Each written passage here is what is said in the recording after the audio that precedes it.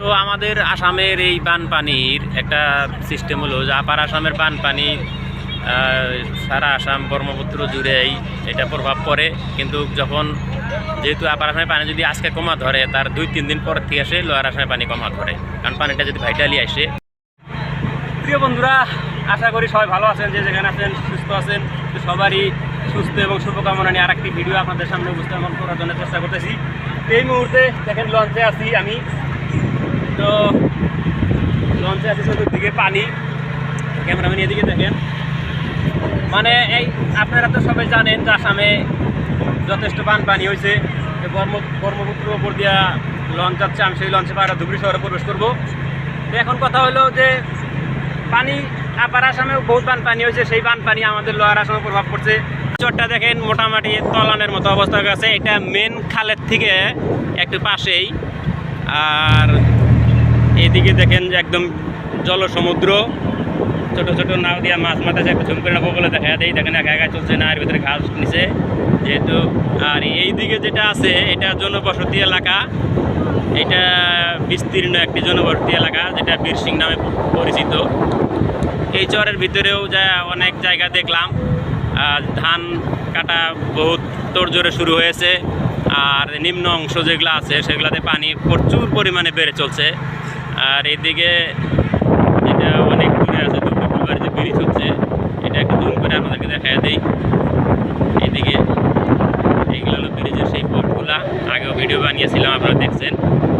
তো যাই হোক দর্শক, এখন আমরা এদিকে চলবো। মানে এই খালটা এখান থেকে এসে এই খালটা এই লঞ্চ দিয়ে পার হইতে হয়।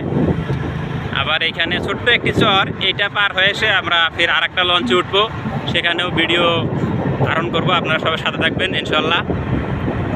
আর যেদিকে তাকাই দেখেন সেই দিকেই এত পানি, বিস্তীর্ণ পানি হয়ে গেছে। বন্ধুরা, এখানে অনেকগুলি গোয়াল আছে, তারা দুধ নিয়ে শহরে বিক্রি করব। আমরা একটা খাল পার হলাম, এখন আর একটা খাল আমরা পার হবো, সেজন্য নামতে হবে। তো প্রিয় বন্ধুরা, আমি যেহেতু আর একটি লঞ্চে শুরু করছি যাত্রা, যেটা আপনারা দেখতে পাচ্ছেন যেগুলো যে চর, এগুলো সমস্ত তলিয়ে গেছে। এগুলো চরের হয়তো এখানে বসতি নাই, কিন্তু ওই দূর প্রান্তে বসতি আছে। কিন্তু এখানে স্থানীয় জনগণের কাছে শুনতে পেলাম সব বাড়ি ঘরে পানি উঠে গেছে। সেই জন্যে যে ছোট ছোট নৌকাতে ঘাস বা খড়ি নেওয়া বেলা পরিলক্ষিত হয়েছে। তো এখন যেহেতু ব্রহ্মপুত্রতে অনেক কয়টা খাল থাকে, তার ভিতরে একটা যেটা ধুবড়ী শহরের পাশ দিয়ে গেছে, সেই বড় খালটাতে আমি এখন আছি। লঞ্চ কিন্তু চলেই আছে, দেখতে পাচ্ছেন আপনারা। পানির দৃশ্যটা আবারও একটু দেখিয়ে দেই। একদম মনে হয় সাগরের ভিতরে আছি, একেবারে পানি ব্রহ্মপুত্র। আজকের দিনেও যথেষ্ট পানি বাড়ছে। যারা ক্ষেত খামারে কৃষি কাম করছে তাদের কাছ থেকে খবরটা নিছি যে আজকেও বহুত পানি বাড়ছে। আর আমি সকালবেলায় যে গ্রামে ছিলাম সেই গ্রামটাতে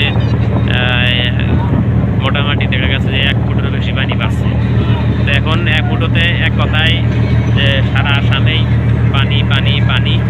তো সবারই নিরাপদ কামনা করলাম। আর বানপীড়িত অনেক যে ক্যাম্পগুলি আছে, বিভিন্ন জায়গায় ক্যাম্প করছে। আপনারা যারা মানে সচ্ছল আছেন তারা সেই মানে বানে যারা ক্ষতিগ্রস্ত হয়েছে বা হয়তো বিভিন্ন ক্যাম্পে আছে, আপনারা সাহায্য করুন বলে আমি আশা রাখলাম। প্রিয় বন্ধুরা, যেহেতু লঞ্চটি ঘাট পাওয়া অবস্থা হয়ে গেছে, এখন আমি ঘাট পাইলে লঞ্চে নেমে যাব। ততক্ষণ মধ্যে সবাই ভালো থাকবেন, সুস্থ।